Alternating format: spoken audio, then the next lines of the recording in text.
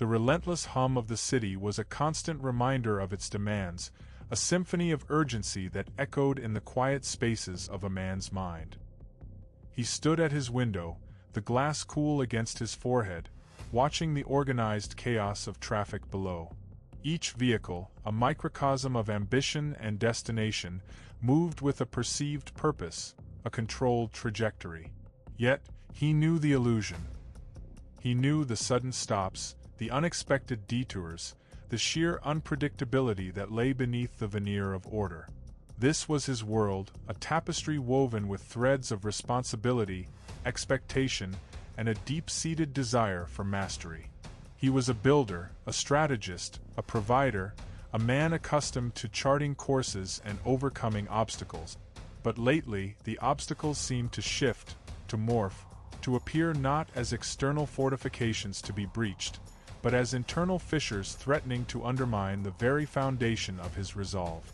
The weight of it all pressed in, not as a single, crushing blow, but as a pervasive, persistent pressure, like the slow erosion of a coastline by an indifferent tide. The feeling was not new, but its intensity had escalated. It manifested in the restless nights, the fleeting moments of irritation that seemed disproportionate to their triggers, and a gnawing sense of being perpetually on the verge of losing control. He had always prided himself on his ability to navigate storms, to steer his ship through turbulent waters with a steady hand. But these were not the storms he recognized. These were internal tempests, fueled by anxieties he couldn't always name, by a yearning for a certainty that the world seemed intent on withholding. He found himself scrutinizing every decision, replaying conversations, and wrestling with the phantom consequences of actions not yet taken, or perhaps, already irrevocably done. This internal friction was exhausting, a drain on the very energy he needed to confront the tangible challenges of his life, the demands of his profession, the complexities of his relationships, the quiet, persistent hum of his own mortality. He had built a life of apparent strength and stability, yet within its robust architecture, a subtle tremor had begun, unsettling his sense of command. There was a profound disconnect between the external success he had cultivated and the internal disquiet that now shadowed his days. He saw others, too, caught in similar currents, their faces etched with the same strain, their movements betraying a similar, unspoken struggle.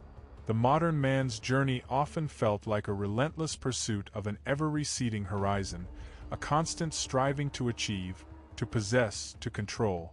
This pursuit, he was beginning to understand, was itself the source of much of his internal turmoil. The very act of demanding perfect control over a world inherently in flux was a recipe for perpetual frustration, a self-inflicted wound that festered in the quiet hours. He had always believed that strength lay in the ability to impose one's will, to bend circumstances to one's design. But what if true strength resided not in the forceful imposition, but in a subtle, profound shift in perspective, a recalibration of what it meant to be resilient in the face of an unpredictable existence? This was the precipice he now stood upon, a point of quiet desperation and dawning realization. The familiar paths of effort and exertion, once so reliable, now seemed to lead only back to the same unsettling landscape of anxiety and doubt. He was not seeking a mere coping mechanism, a temporary balm for his frayed nerve. He was searching for a fundamental reorientation, a way to anchor himself amidst the ceaseless motion of life, to discover a bedrock of inner peace that remained steadfast, regardless of the external tempests. It was a quest not for the absence of difficulty, but for the presence of an unshakable core, a resilience forged not from brute force, but from a deeper, more ancient wisdom.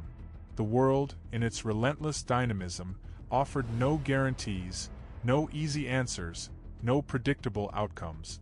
But within the human spirit, he suspected, lay untapped reserves, a capacity for equanimity that had been obscured by the clamor of modern striving. The journey ahead would not be about conquering external foes or amassing greater external victories. It would be a descent inward, a deliberate exploration of the landscape of the self, where the true battles were fought and the most profound victories were won. It would require a willingness to relinquish the illusion of absolute control, to embrace the unpredictable nature of existence not as an enemy, but as a fundamental characteristic of reality. This was the invitation, the silent call to a different kind of strength, one that did not deny the storms, but learned to navigate them with an inner compass, guided by principles that had weathered the ages. It was a path that promised not the eradication of hardship, but the cultivation of an inner fortress, an unassailable citadel of peace, built not of stone and steel, but of clarity, acceptance, and unwavering self-possession. The first step was the hardest, acknowledging the storm within and opening the door to the quiet wisdom that lay beyond the fear. The weight of the world, a familiar companion, had begun to feel less like a burden and more like a test. He felt it in the tightness of his shoulders as he navigated the morning commute, in the flicker of impatience when a meeting ran long, in the subtle, almost imperceptible sigh that escaped him when a carefully laid plan encountered an unforeseen snag. This was the everyday reality for so many men, a constant juggling act, a relentless pursuit of progress, a deep-seated instinct to impose order on a reality that often defied it. He, like them, had been conditioned to believe that strength lay in unwavering control, in the ability to anticipate every variable, to steer every outcome towards a desired end. This was the narrative he had absorbed, the blueprint for success that society so readily offered. He had built his life upon this foundation, striving for a mastery that felt both essential and, increasingly, elusive. Yet, the more he grasped, the more things seemed to slip through his fingers, leaving behind a residue of frustration and a gnawing sense of inadequacy. The illusion of control was a powerful, insidious force. It promised security, certainty, a predictable path forward. But its cost was often immense, manifesting as anxiety, stress, and a perpetual state of vigilance. He found himself dwelling on what could have been, replaying conversations, dissecting failures, and forecasting potential future setbacks with an almost pathological intensity. This internal monologue, a relentless stream of what-ifs and should-haves, was a draining affair, siphoning off the vital energy needed for genuine engagement with the present moment. He recognized this pattern in himself, a self-defeating cycle of striving and disappointment. The world, in its infinite complexity, was a tapestry woven with countless threads of chance, circumstance, and the free will of others, none of which were entirely within his power to dictate. To demand otherwise was to set himself up for a constant, unwinnable battle, a war against the very nature of existence. This internal conflict was not a sudden eruption but a slow burn, a gradual erosion of his inner equilibrium. He saw it in the strained smiles of colleagues, in the weary eyes of friends, in the quiet desperation that seemed to permeate the air of modern life. The pressure to perform, to succeed, to maintain an image of unflustered competence, was immense. Yet, beneath the surface, a different reality often churned, a sea of doubt, of fear, of a profound longing for a sense of inner peace that seemed perpetually out of reach. He had always believed that the answer lay in greater effort, in sharper strategy, in a more determined will. But the more he pushed against the tide, the more it seemed to push back, leaving him feeling adrift, exhausted, and increasingly disconnected from himself. The external world offered a constant barrage of stimuli, demanding attention, action, and a decisive response. Yet, the most critical arena, he was beginning to realize, was the one within, the quiet space where perception and reaction were forged. He was at a point where the conventional tools of his trade, planning, executing, problem-solving, felt insufficient. They were designed for a world that could be predictably manipulated, a world that responded to logical input with predictable output.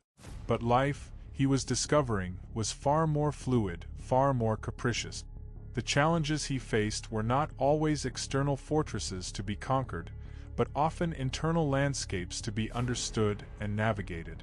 The gnawing doubt, the crushing weight of circumstance, these were not simply external forces to be overcome, but internal responses that could be reshaped. This realization was not a defeat, but a potential liberation. It was the dawning awareness that true strength might not lie in the ability to control the external, but in the capacity to master the internal, to cultivate a resilience that was not dependent on the vagaries of fortune, but rooted in the unshakable ground of one's own character. The path forward was not about building higher walls or devising more complex strategies to control the uncontrollable. It was about a different kind of construction, an internal architecture of resilience. It was about understanding that while the world might rage like a tempest, there was a way to find solid ground within oneself, a way to not just endure the storms, but to emerge from them stronger, clearer, and more at peace. This was the promise, not of an easy life, but of a life lived with profound inner fortitude, a life where external challenges became the very crucible in which inner strength was forged.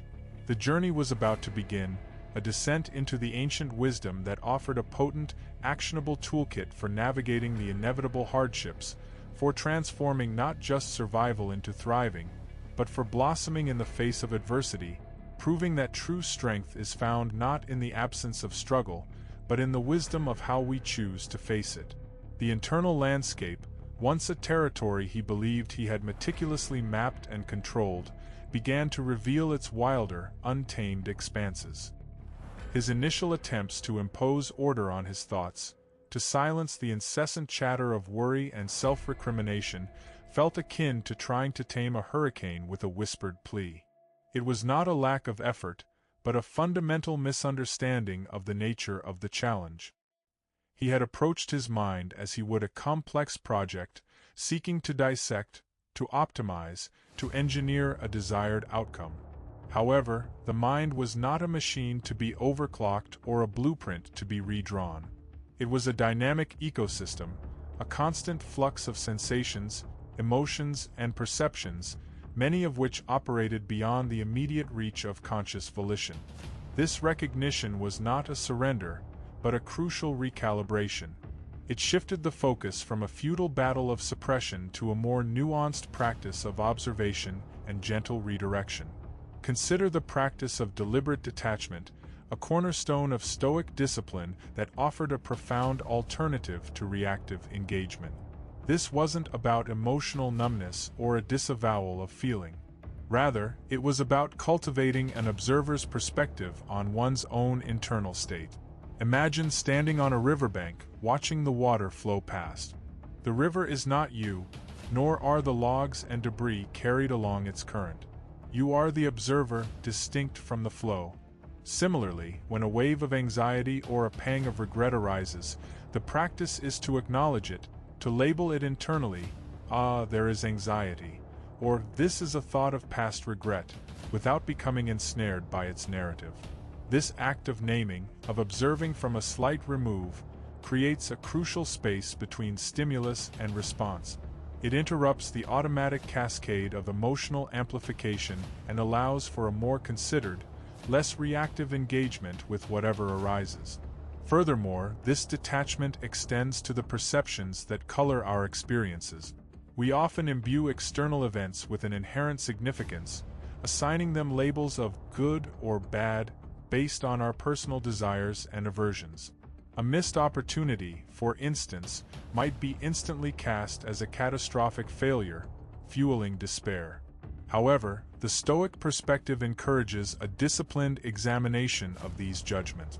Is the event itself inherently disastrous, or is it our interpretation, our emotional coloring of the event, that creates the suffering? By questioning these deeply ingrained perceptions, by seeking to view circumstances with a more objective, detached eye, one can begin to dismantle the emotional charge that often accompanies adversity. This is not about denying reality, but about refusing to grant arbitrary power to our subjective interpretations of it. The application of this principle becomes particularly potent when confronting situations that trigger a deep-seated fear of loss or failure. Think of a critical presentation at work, where the stakes feel exceptionally high. The mind, left unchecked, might conjure a cascade of worst-case scenarios: public humiliation, professional repercussions, a dent in one's reputation. By practicing detachment, however, one can observe these intrusive thoughts as mere mental projections, not as inevitable truths. The focus can then shift from the imagined catastrophe to the actionable present, preparing thoroughly, delivering with clarity, and accepting that while the outcome is not entirely within one's control, the effort and intention are. This allows for a more composed performance, free from the crippling weight of anticipatory dread, and ultimately, a more authentic engagement with the task at hand, regardless of the final verdict. This disciplined observation, this conscious creation of space between perception and reaction, is not a passive resignation. On the contrary, it is an active, potent form of self-mastery. It is the recognition that while we cannot always control the external currents that buffet us, we possess an extraordinary capacity to control our internal response to them. This internal sovereignty is the true wellspring of resilience, allowing us to navigate life's inevitable storms not with brute force and desperate resistance, but with a calm, clear-eyed fortitude that remains unshaken, even as the winds howl. It is the foundation upon which a life of enduring peace and unwavering strength can be built. The cultivation of the inner citadel, a concept central to Stoic resilience, demands a profound understanding of the dichotomy of control, a principle that separates what is within our power from what lies beyond it. This is not a passive acceptance of fate, but a strategic redirection of energy. Consider the athlete preparing for a championship match. They cannot control the opponent's skill, the referee's calls, or the unpredictable bounce of a ball. To fixate on these externals would be to invite anxiety and compromise performance. Instead, their focus is laser-sharp on what is controllable. Their training regimen, their diet, their mental preparation, their execution of specific technique. Now, imagine applying this same discernment to the everyday pressures of professional life. When faced with a demanding client or a project facing unforeseen delays, the impulse might be to fret over the client's temperament or the external factors causing the delay. However, by applying the dichotomy of control, the focus shifts. What can you control? You can control your communication, your proactive problem-solving, your unwavering commitment to delivering the best possible outcome within the given constraint. You can control your own professional demeanor, maintaining composure and a solution-oriented attitude. This strategic allocation of mental and emotional resources, channeling them towards areas of influence rather than dwelling on those beyond reach, is the essence of building an unassailable inner strength. Building on this strategic allocation, a crucial layer involves the practice of premeditatio malorum, the premeditation of evils. This is not morbid pessimism, but a form of mental preparedness. Before embarking on a significant venture, perhaps launching a new business or undertaking a challenging personal project, one can mentally rehearse potential obstacles and setbacks. Envision the scenarios that could arise. A key supplier failing, a crucial piece of equipment malfunctioning, a critical review being less than favorable. For each potential pitfall, consider how you would respond. What strategies would you employ? What internal resources would you draw upon? This mental exercise inoculates the mind against the shock of unexpected adversity. When these challenges eventually manifest, as they inevitably will, the response is not one of stunned panic, but of a practiced, measured reaction. It is akin to a firefighter training for every conceivable emergency. When the alarm sounds, their actions are swift and decisive because they have already mentally rehearsed the response. This proactive engagement with potential difficulties transforms fear into preparedness, and anxiety into a strategic advantage. Furthermore, a deeper facet of Stoic practice involves the cultivation of gratitude, not as a fleeting emotion, but as a deliberate daily discipline.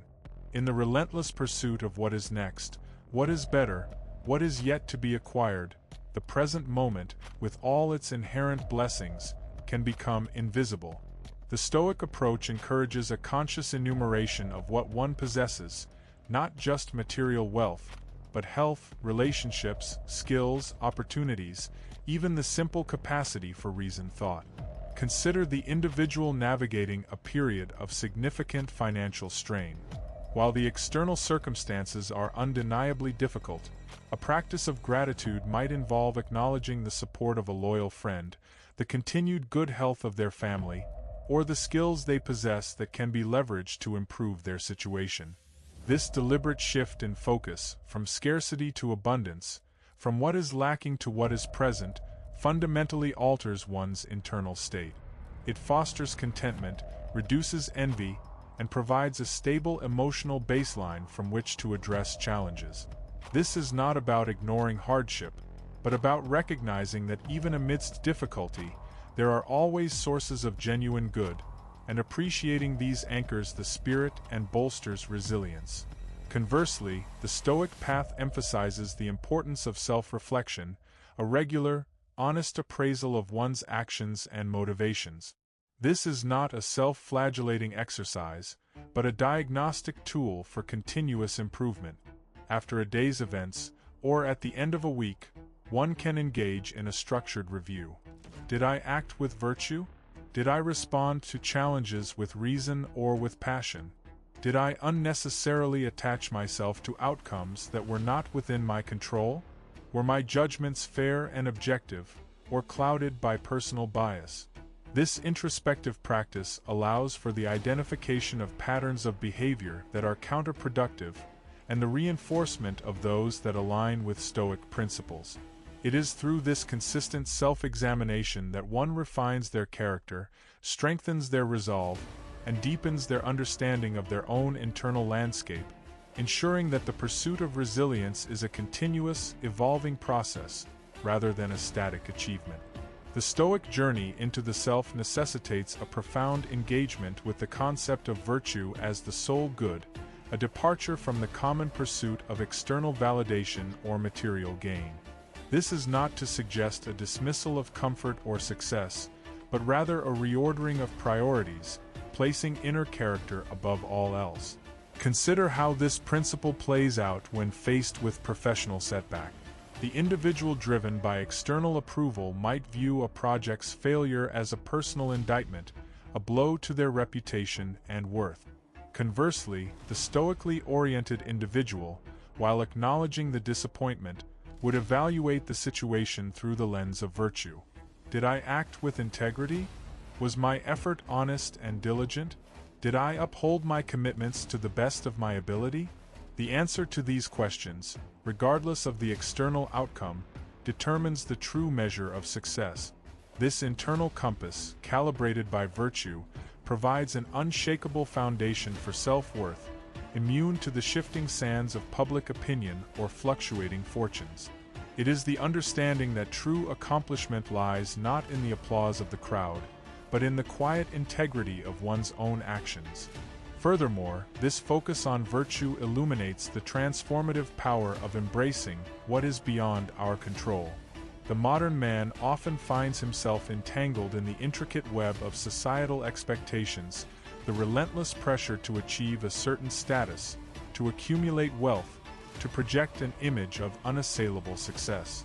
This external locus of control breeds anxiety, as one's sense of self-worth becomes perpetually tethered to the approval and judgment of others. However, by consciously shifting the focus inward, towards the cultivation of one's own character, a profound liberation occurs. Imagine the individual striving for recognition in a highly competitive field. The Stoic approach would involve a deliberate redirection of energy. Instead of obsessing over the actions of rivals or the whims of superiors, the focus turns to personal growth. Honing one's skills with diligence, acting with unwavering honesty, and contributing to the collective good with integrity, irrespective of whether such contributions are immediately recognized or rewarded. This inward turn does not diminish ambition, but reframes it, transforming the pursuit of external accolades into a byproduct of internal excellence. Another crucial layer of Stoic practice involves the deliberate practice of voluntary discomfort, a method designed to build resilience and diminish the fear of hardship.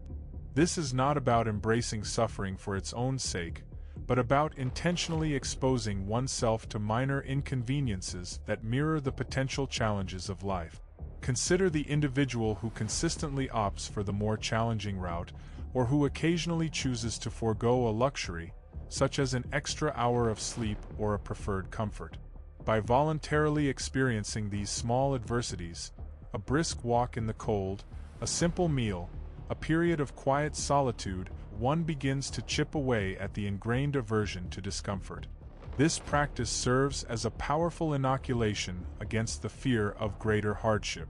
When genuine difficulties arise, the mind is less prone to panic or despair, having already developed a capacity to endure and even find a measure of equanimity amidst less than ideal circumstances. It is a conscious exercise in expanding one's tolerance for the inevitable friction of existence, thereby strengthening the inner resolve. Consequently, the Stoic framework offers a potent antidote to the pervasive modern ailment of comparison. The constant exposure to curated lives on social media, or the endless striving to measure up to perceived societal benchmarks, can erode self-esteem and foster a sense of perpetual inadequacy. The Stoic perspective cuts through this by emphasizing the uniqueness of each individual's journey and the paramount importance of personal progress over external benchmarks. Imagine an artist constantly comparing their work to that of more established figures. This comparison breeds frustration and self-doubt, hindering their creative flow. A Stoic approach, however, would encourage a focus on their own artistic development. The relevant comparison is not to others, but to their past self. Am I growing? Am I pushing my boundaries? Am I expressing my unique vision with authenticity? This internal focus redirects energy from the corrosive effects of envy to the constructive pursuit of personal mastery and authentic self-expression. It is the understanding that true fulfillment arises not from surpassing others, but from becoming the best version of oneself, a journey defined by internal growth and virtuous action. The relentless pursuit of external validation, a pervasive characteristic of modern existence, often leads men to anchor their self-worth to fluctuating external circumstances. This attachment creates a vulnerability, a constant susceptibility to the opinions and judgments of others, and an unending cycle of striving for approval. Now, consider how this manifests when faced with a professional challenge that deviates from the anticipated trajectory. Instead of a Stoic assessment of controllable factors, one's effort, preparation, and adherence to principles, the mind might become consumed by anxieties about how the deviation will be perceived by superiors or colleagues. This fixation on external judgment, rather than internal integrity, is a significant impediment to genuine resilience. A more effective approach involves a deliberate decoupling of self-worth from external outcomes. This is achieved not by dismissing the importance of performance, but by reorienting the definition of success. True success, from a Stoic perspective, lies in the virtuous execution of one's duties, regardless of the ultimate result. Therefore, when confronted with an unexpected obstacle, the focus shifts from worrying about how the setback will be viewed to ensuring that one's response remains aligned with principles of diligence, honesty, and reasoned action. This internal calibration ensures that even in the face of apparent failure, a profound sense of accomplishment and self-respect can be maintained, fostering a more robust and stable sense of self. Building upon the understanding of internal calibration, a deeper exploration reveals the necessity of actively practicing the art of ascent, a disciplined agreement with reality as it unfolds. This is not a passive resignation to misfortune, but a conscious choice to accept what is beyond our influence. Consider the individual caught in the throes of unexpected personal loss. The initial, natural reaction might be a visceral resistance, a desperate wish for things to be otherwise. This resistance, however, often amplifies suffering, creating a secondary layer of distress. The Stoic practice of ascent encourages a different path. It involves acknowledging the reality of the situation, however painful, without adding the burden of mental protest. This means recognizing that the event has occurred, that it is now part of the fabric of reality, and that the most constructive path forward involves working with this new reality, rather than railing against it. This is achieved through a conscious mental affirmation. This is what has happened. I will now direct my energy towards navigating this reality with wisdom and fortitude. This deliberate act of ascent liberates mental energy that would otherwise be consumed by futile resistance, allowing for a more focused and effective engagement with the challenges at hand. Furthermore, the concept of embracing one's fate, or amor fati, offers a profound extension of this principle. This goes beyond mere acceptance to an active embrace of all that life presents, viewing every event, both joyous and challenging, as integral to one's journey. Imagine the seasoned craftsman who, after years of dedicated practice, encounters a significant physical limitation that impedes their ability to perform their craft as before. Rather than succumbing to despair, the Stoic practitioner of amor fati would strive to see this limitation not as an end, but as a new chapter, an opportunity to adapt, to find new expressions of their skill, or to mentor others. This perspective transforms perceived misfortunes into essential components of one's life narrative, fostering a sense of wholeness and an appreciation for the totality of experience. It is the understanding that every element, every twist and turn, contributes to the unique tapestry of one's existence, and that embracing this totality leads to a deeper, more profound sense of peace and purpose. Consequently, the Stoic discipline of focusing on the present moment, often referred to as mindfulness, becomes an indispensable tool in this journey. In the face of uncertainty, the mind has a natural tendency to project into the future, conjuring anxieties about potential outcomes, or to dwell on past regrets, replaying scenarios that cannot be altered. This temporal displacement is a significant source of mental distress.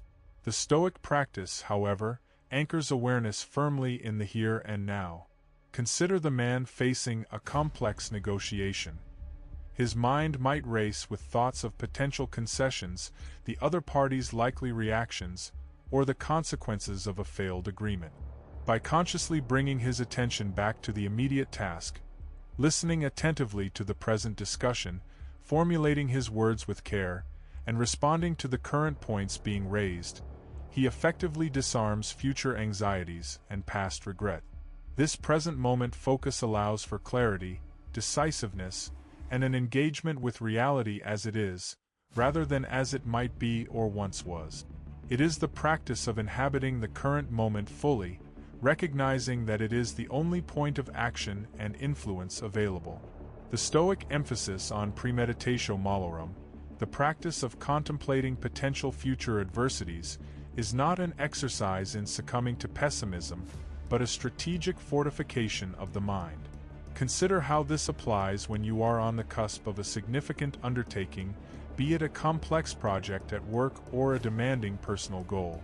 Instead of merely focusing on the desired outcome, dedicate a portion of your mental energy to envisioning the obstacles that might arise. What if a key collaborator unexpectedly withdraws? What if crucial resources become unavailable? What if external market conditions shift unfavorably? For each potential disruption, mentally rehearse your response. Develop contingency plans. Identify the internal strengths, your adaptability, your problem-solving skills, your commitment to core principles that you will draw upon. This mental rehearsal inoculates you against the shock of unforeseen events. When these challenges inevitably materialize, you are not caught off guard, but rather, you are responding from a place of preparedness, transforming potential panic into a measured, strategic reaction. It's akin to a seasoned sailor studying weather patterns before setting sail. They don't wish for fair winds exclusively, but prepare for the possibility of storms, thus navigating them with greater skill and less fear. Building on this proactive mental preparation, a deeper layer involves the cultivation of a robust internal narrative, a personal philosophy that guides your actions and interpretations. This is more than simply adopting a set of beliefs. It is about weaving these principles into the fabric of your daily experience. Now, consider how this applies when you encounter situations that test your patience or trigger frustration. Instead of succumbing to an immediate emotional outburst, pause and access your internal framework. Ask yourself, what is truly important here? Is this situation fundamentally harmful to my character, or merely inconvenient to my desires? This internal dialogue, grounded in Stoic virtues, allows you to reframe the event. A delayed flight, for instance, might initially elicit irritation, but by accessing your internal narrative, you can reframe it as an opportunity for quiet reflection, for catching up on reading, or for simply practicing patience. This conscious redirection of your internal monologue shifts the focus from reactive emotion to reasoned response, strengthening your capacity for equanimity amidst life's inevitable disruptions.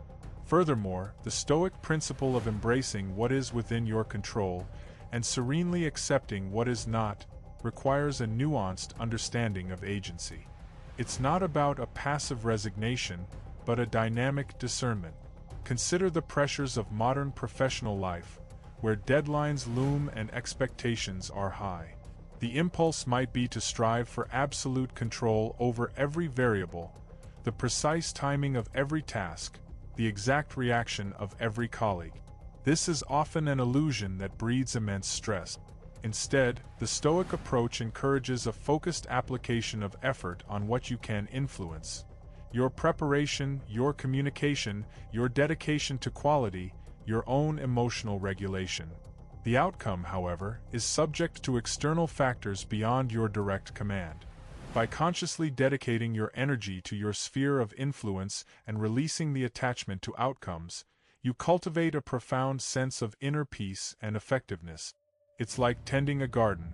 You can control the soil, the watering, the weeding, but you cannot command the sun to shine precisely when you wish, nor can you dictate the exact growth rate of each plant. Your agency lies in the diligent care you provide.